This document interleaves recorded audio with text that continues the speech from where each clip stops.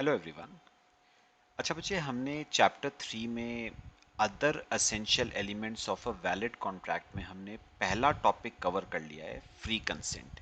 Free consent में हमने 5 चीजें कवर करी थी बेटा: coercion, undue influence, fraud, misrepresentation and mistake. अब बेटा हम नया एक टॉपिक आपके चैप्टर 3 का ही है, वो शुरू करने जा रहे हैं, कॉम्पिटेंसी ऑफ पार्टीज। बेटा इसका मैं थोड़ा सा आइडिया आपको चैप्टर 1 में दे चुका हूं। इसे हम बेटा कैपेसिटी टू कॉन्ट्रैक्ट भी कहते हैं। क्या कहते हैं बेटा? Capacity to contract. चलो, क्या मतलब है बेटा, समझना शुरू करते हैं, फिर लिखना शुरू करेंगे। पहले मेरी बात सुनो बेटा। अच्छा बच्चे, अगर आपको चैप्टर 1 याद हो, नेचर ऑफ कॉन्ट्रैक्ट, तो उसमें मैंने बेटा आपको एक बात कराई थी, essential elements of a valid contract का 4th पॉइंट। मैंने आपको बताया था बेटा, जो पार्टीज कॉन्ट्रैक्ट में एंटर हो रही हैं, they must be competent to contract. जो पार्टीज कॉन्ट्रैक्ट में एंटर हो रही हैं, they must be capable of entering into a contract. तो मेरी बात सुनो बेटा, मैं क्या कह रहा हूं, लिखो आओ मेरे साथ साथ। कॉम्पिटेंसी ऑफ पार्टीज, हेडिंग लिखना बेटा, कॉम्पिटेंसी ऑफ पार्टीज।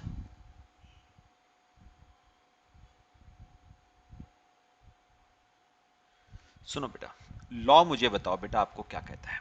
लॉ कहता है दोनों पार्टीज बेटा जो कॉन्ट्रैक्ट में क्या कर रही हैं, enter, they must be competent to contract, they must be capable of entering into a contract.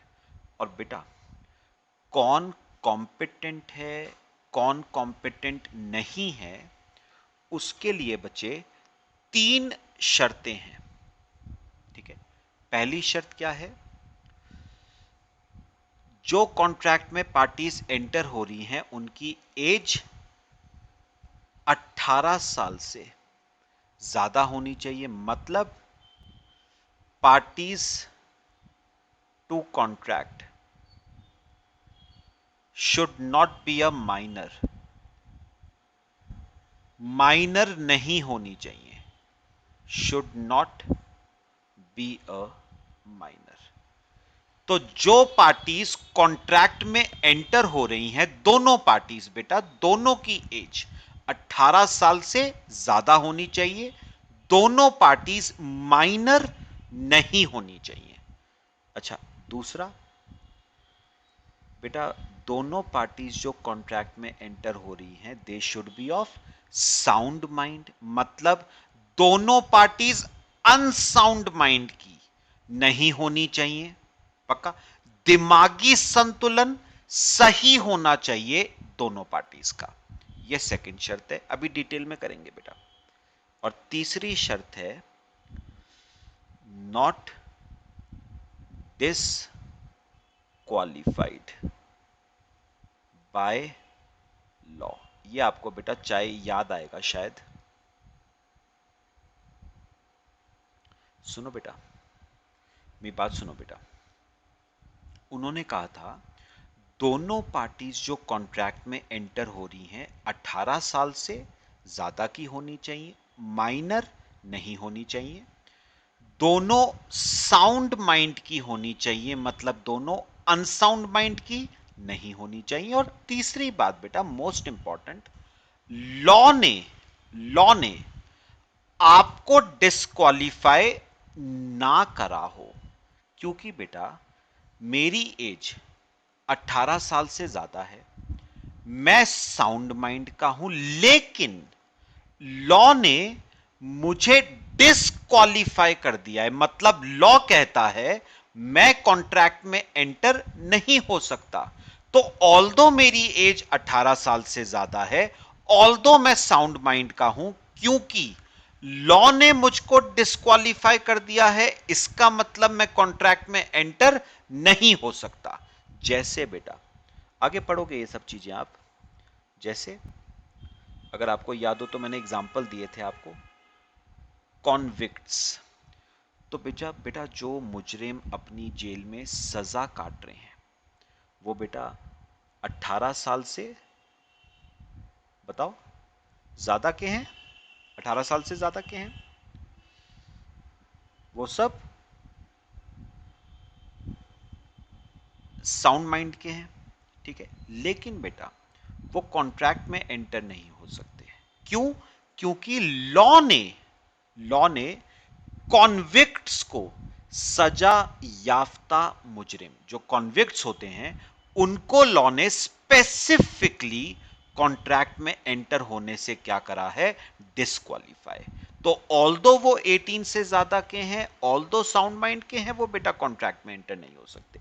ऐसे ही जो बेटा इनसॉल्वेंट होते हैं, जिनका दिवालिया निकल चुका है बेटा, बैंक करप्ट जो हो चुके हैं, ऑल्दो बेटा 18 से ज्यादा के हैं, ऑल्दो साउंड माइंड के हैं, लेकिन कॉन्ट्रैक्ट में एंटर नहीं हो सकते। क्यों?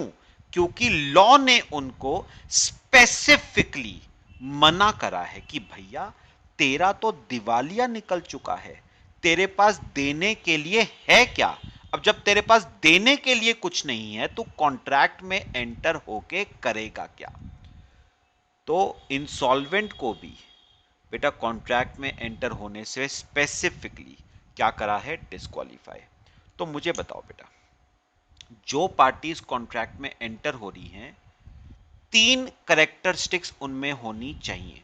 पहला, एज 18 से ज्यादा की होनी चाहिए, साउंड माइंड की होनी चाहिए, और तीसरी और मोस्ट इंपॉर्टेंट, लॉ ने आपको डिस्क्वालीफाई ना करा हो।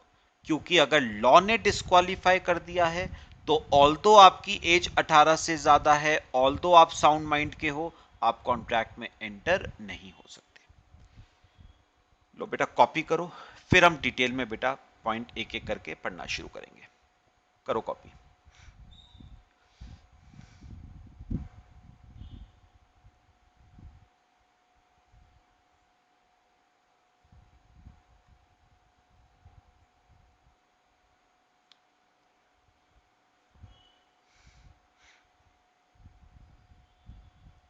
चलो करना शुरू करें बेटा, आ जाओ मेरे साथ साथ।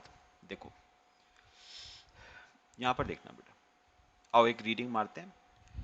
Every person is competent to contract who is of the age of majority according to law। तो एज ऑफ मेजोरिटी कितनी है बेटा, 18 या उससे ज्यादा, ठीक है। फिर to which he is subject and who is of sound mind, बेटा साउंड माइंड का होना चाहिए, and is not disqualified from contracting by any law to which he is subject. तो बेटा तीन शर्तें हैं, आपकी एज 18 या उससे ज्यादा की होनी चाहिए, आप साउंड माइंड के होने चाहिए, और तीसरा आपको लॉ ने डिस्क्वालीफाई ना करा हो, ठीक है, तभी आप बेटा कॉन्ट्रैक्ट में एंटर हो सकते हो। तो आपकी एज कितने से ज्यादा होनी चाहिए बेटा, 18 या उससे ज्यादा, ठीक है। आप साउंड माइंड के होने चाहिए और आपको लॉ ने डिस्क्वालीफाई ना करा हो, ठीक है बेटा।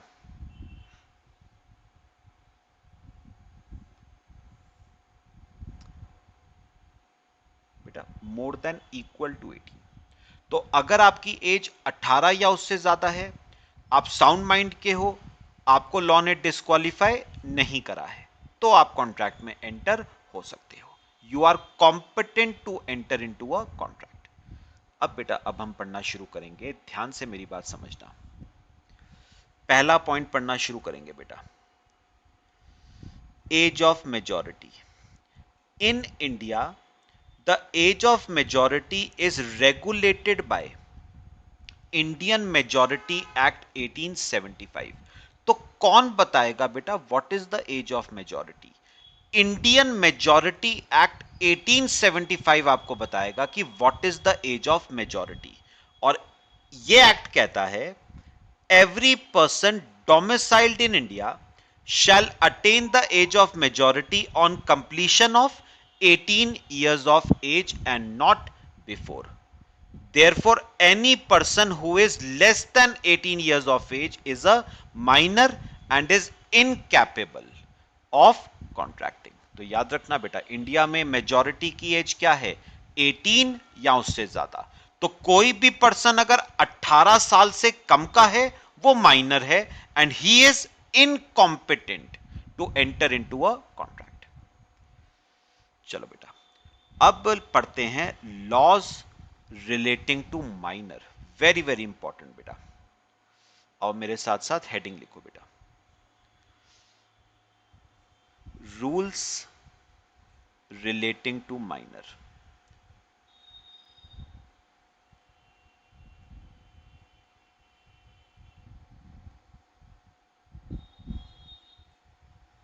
Rules relating to minor. सबसे पहला और मोस्ट इंपॉर्टेंट रूल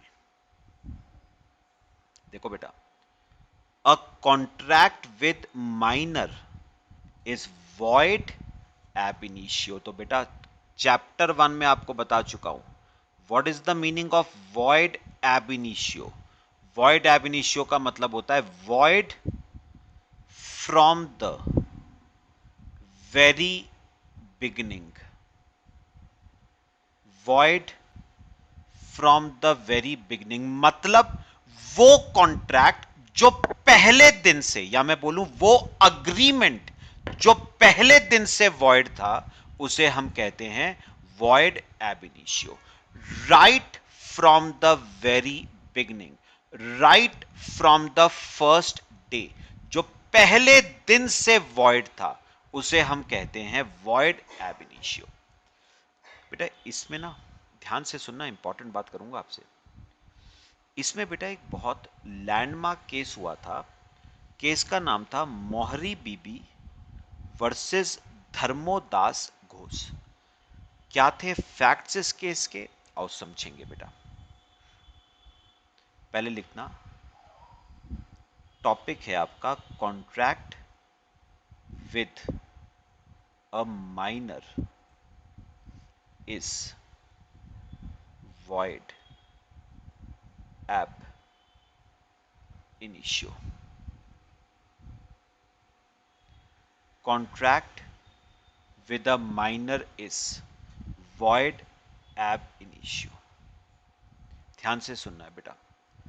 और इसमें एक केस है हमारे पास, केस का नाम है मोहरी बीबी वर्सेस धर्मो दास घोष।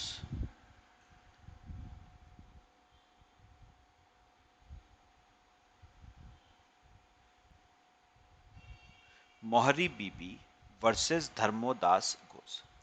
अब बेटा इस केस में हुआ क्या था वो देखना है बेटा। बेटा इस केस में क्या था, एक ना माइनर था, एक बेटा माइनर था और एक था मनी लेंडर, उधार पे पैसा देता था बेटा।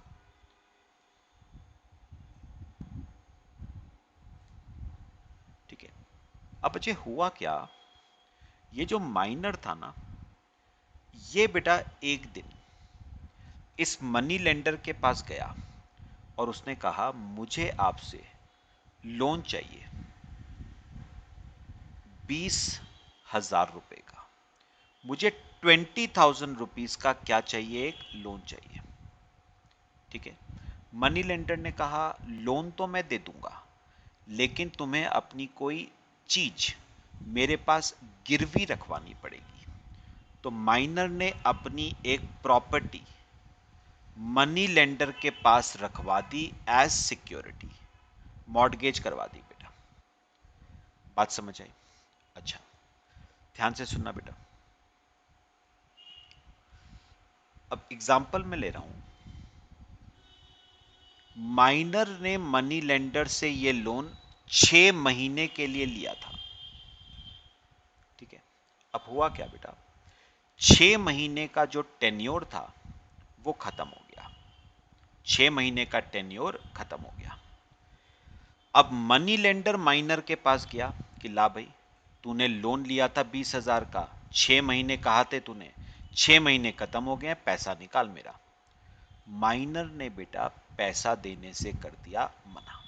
माइनर ने कहा पैसा तो नहीं है। मनी लेंडर ने कहा कोई बात नहीं बेटा, फिर क्या हो गया, मुझे तो तेरी शक्ल देख के ही पता चल गया था। कोई नहीं, एक काम करते, मैंने तेरी सिक्योरिटी, तेरी प्रॉपर्टी अपने पास गिरवी रखवा रखी है। मैं एक काम करता हूं, तेरी प्रॉपर्टी बेच के पैसा रिकवर कर लेता हूं।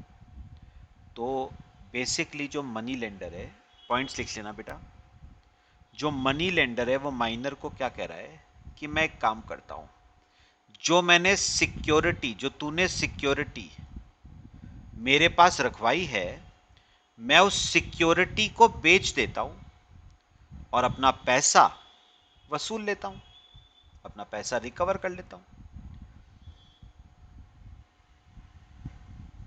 बात समझ आई बेटा जो मैं कह रहा हूं? कॉपी करो पहले यहां तक। मैं तेरी प्रॉपर्टी को बेच के अपना पैसा रिकवर करने जा रहा हूं मैं। पॉइंट बताओ, क्लियर हुआ? अब क्या हुआ बेटा, माइनर ने क्या किया, माइनर गया कोर्ट। माइनर गया बेटा कोर्ट और उसने बच्चे मनी लेंडर के ऊपर केस फाइल कर दिया। Case filed on money lender. उसने बेटा मनी लेंडर के ऊपर क्या फाइल कर दिया, case.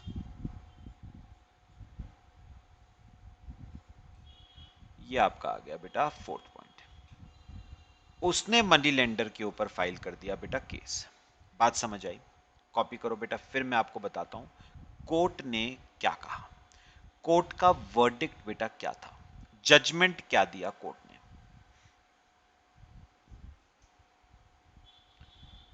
Fifth point, courts verdict. क्या जजमेंट दिया कोर्ट ने?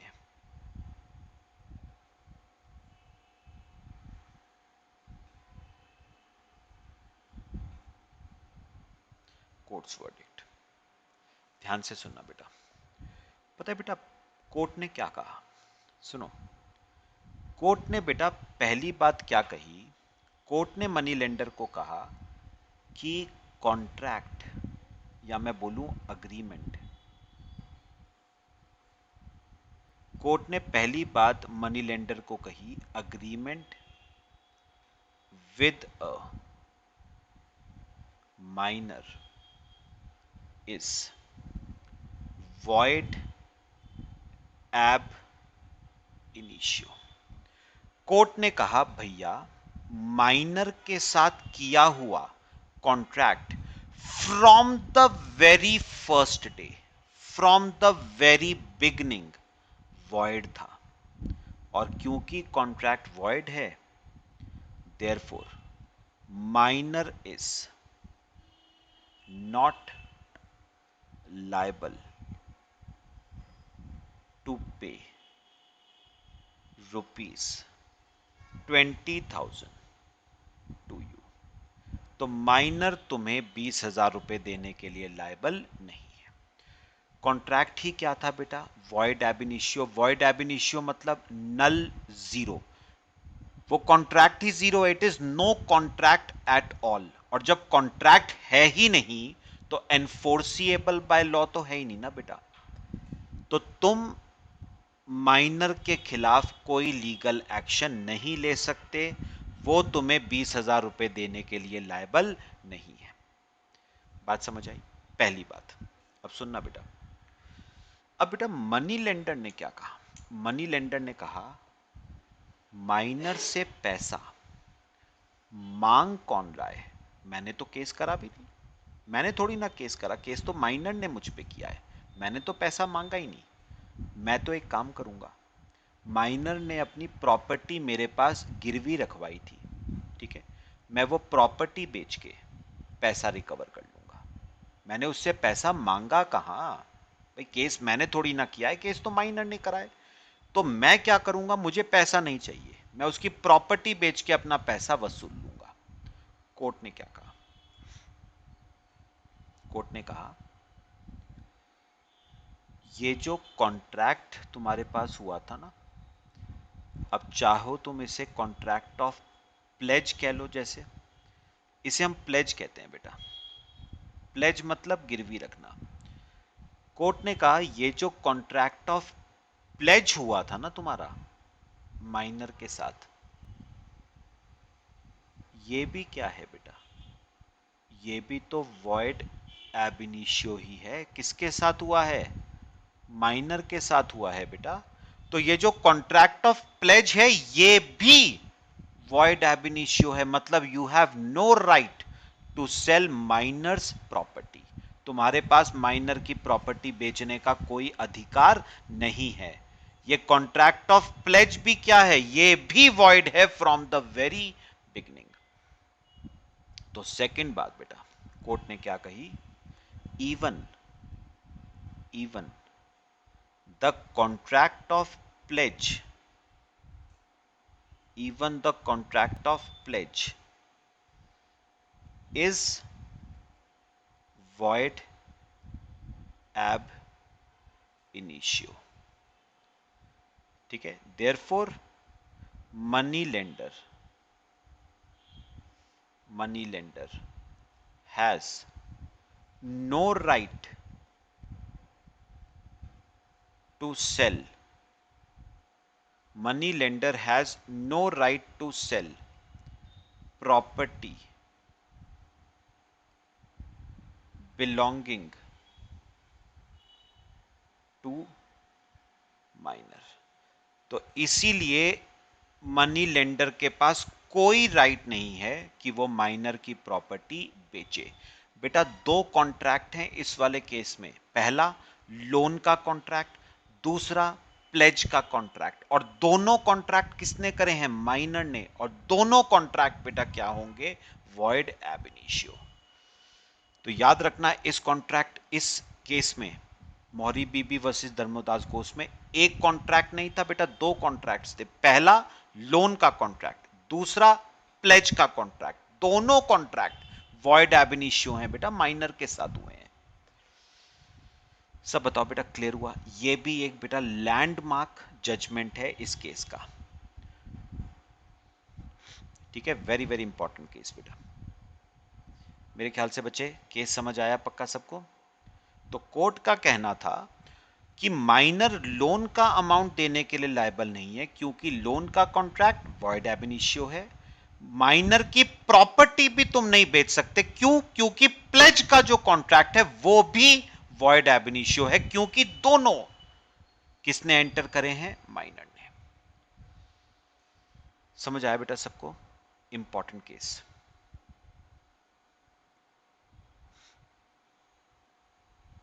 इंपॉर्टेंट लिख लेना बेटा। लो बच्चे कॉपी करो।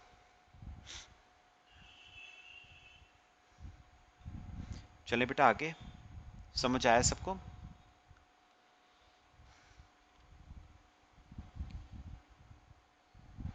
चले बेटा आगे चलें। चलो आओ मेरे साथ साथ रीडिंग एक मारते हैं। चलो आओ बेटा, सेकंड पॉइंट क्या है समझने वाला है बेटा, देखना। No ratification after attaining majority, a minor cannot ratify the agreement on attaining majority as the original agreement was void ab initio and a void agreement can never be ratified। मैं आपको समझाता हूं बेटा, लिखो मेरे साथ साथ। No ratification after attaining majority. Second rule, no ratification after attaining majority.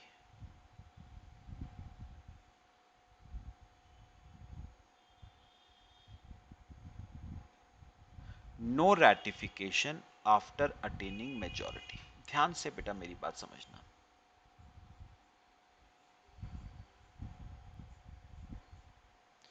ठीक है, अब हुआ क्या, ध्यान से सुनना बेटा। एक एग्जाम्पल आपको कराऊंगा, पूरा केस बेटा क्लियर हो जाएगा, आपको समझना। माइनर, और बेटा फिर से मैं मनी लेंडर का केस ले रहा हूं। माइनर और बेटा मनी लेंडर। ठीक है, ध्यान से सुनना बेटा। बेटा अब हुआ क्या, यहां पर देखना हुआ क्या। माइनर ने बेटा मनी लेंडर से ना लोन लिया 1 लाख रुपए का 6 महीने के लिए। बात समझ आई? कोई सिक्योरिटी वगैरह कुछ नहीं रखवाई है मनी लेंडर ने। बात समझ आई? माइनर ने मनी लेंडर से लोन लिया 1 लाख का और कहा मैं ये लोन रीपे कर दूंगा आफ्टर 6 मंथ्स। 6 मंथ्स का पीरियड खत्म हो गया। मनी लेंडर माइनर के पास गया लोन मांगने, माइनर ने लोन देने से कर दिया बेटा मना। ये तो आपने पढ़ा हुआ है। और याद रखना, मनी लेंडर माइनर के खिलाफ कोई लीगल एक्शन नहीं ले पाएगा, क्योंकि आपको पता है कॉन्ट्रैक्ट क्या है बेटा, void ab initio. Contract with a minor is void ab initio. Minor के साथ किया हुआ कॉन्ट्रैक्ट बेटा वॉइड एब इनिशियो होता है।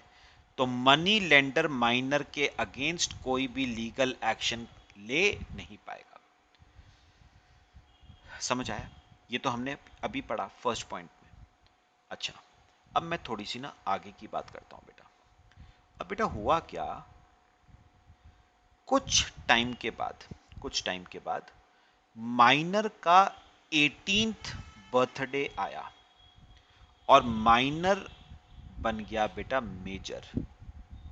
18 साल का हो गया वो। He has attained the age of majority. वो बन गया बेटा मेजर। अब बेटा जब वो मेजर बना ना, 18 साल का हुआ, तो उसे याद आया कि यार ऐसे मैंने मनी लेंडर से 1 लाख रुपए का लोन लिया था जो मैंने उसे रीपे नहीं करा। तो इसे ना अंदर से बेटा बहुत गिल्ट महसूस होने लगी। ठीक है, तो ये गया मनी लेंडर के पास मेजर बनने के बाद। ये गया मनी लेंडर के पास। ठीक है, और इसने मनी लेंडर को जाके कहा कि यार बहुत बड़ी गलती हो गई, लेकिन मैं उस टाइम पे बच्चा था, मुझे उतनी समझ नहीं थी, लेकिन आज मैं बड़ा हो गया हूं, मैं प्रॉमिस करता हूं, आई प्रॉमिस टू पे ₹1 लाख टू यू। मैं वादा करता हूं कि मैं तुम्हें 1 लाख रुपए दूंगा। मैं वादा करता हूं कि मैं तुम्हें 1 लाख रुपए क्या करूंगा, पे करूंगा। समझ आई बात? मुझे बेटा एक बात डिस्कस करनी है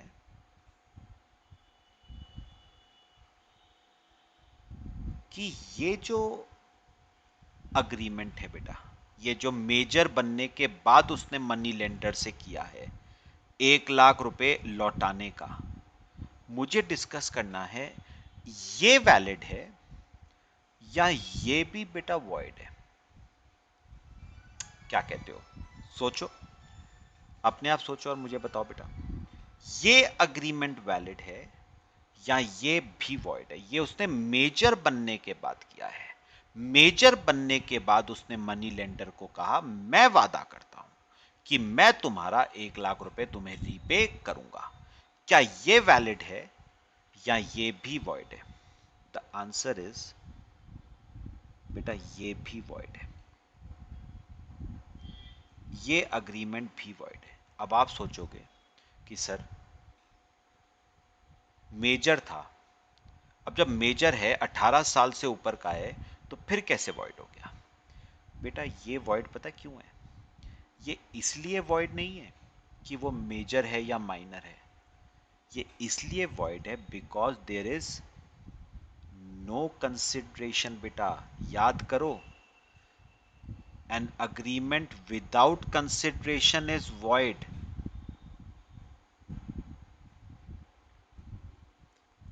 एक्स न्यूडो पैक्टो नॉन ऑरिटर एक्शियो, क्या कहता है ये? Agreement without consideration is void. तो मैं 1 लाख रुपए दे रहा हूं मनी लेंडर को, इन रिटर्न मुझे क्या मिल रहा है बेटा? मुझे तो कुछ भी नहीं मिल रहा है, मतलब there is no consideration in this contract.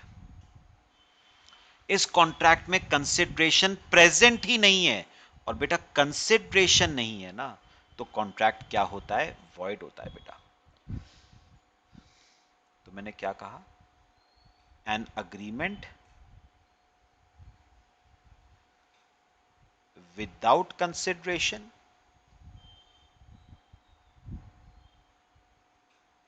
an agreement without consideration is void. Ex nudo pacto non oritor actio।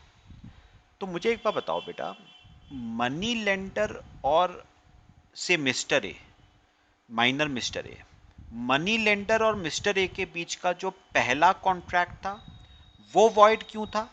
क्योंकि बेटा मिस्टर ए माइनर था। Contract with the minor is void ab initio। अच्छा, मेजर बनने के बाद एक और agreement enter हुआ दोनों में, वो वॉइड क्यों है? वो बेटा वॉइड इसलिए है because there is no consideration in that contract, and agreement without consideration is void. तो मुझे बेटा एक जो लॉजिकल बात यहां पर क्लियर हुई ना, कॉपी करो पहले, फिर आपको एक बड़ी काम की बात बताता हूं।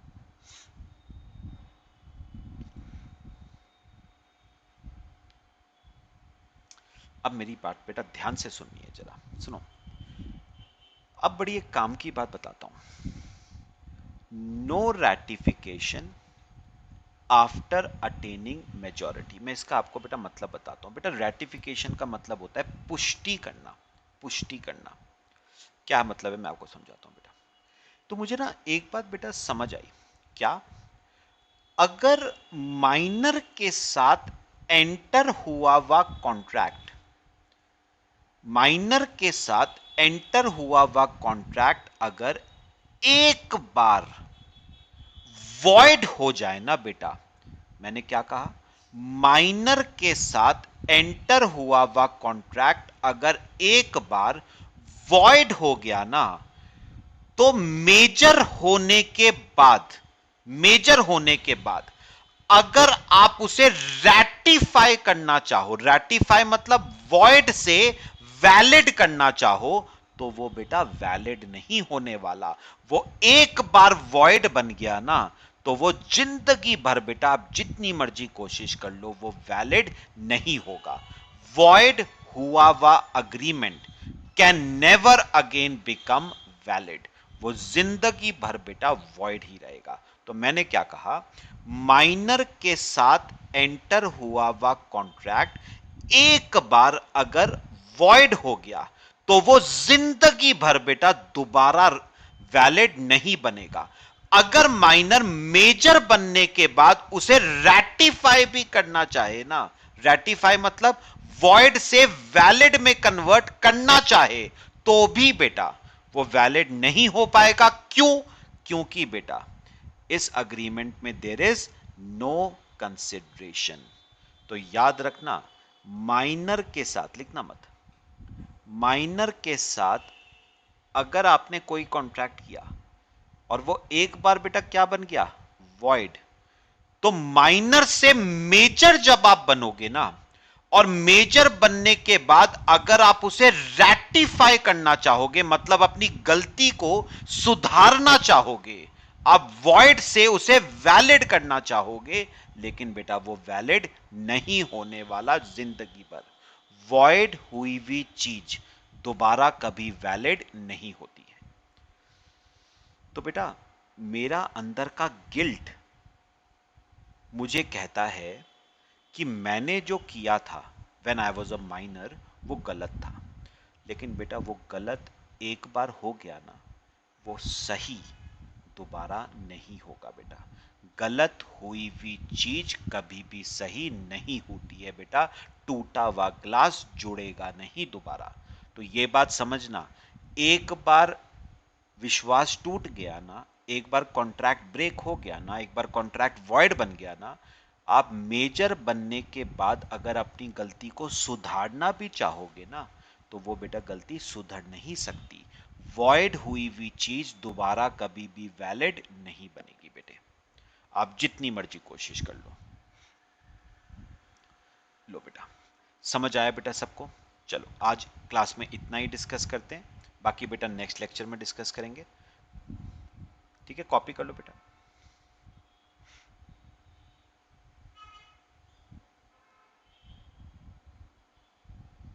ठीक है बच्चे, चलो बेटा बाकी नेक्स्ट क्लास में डिस्कस करते हैं। Till then thank you.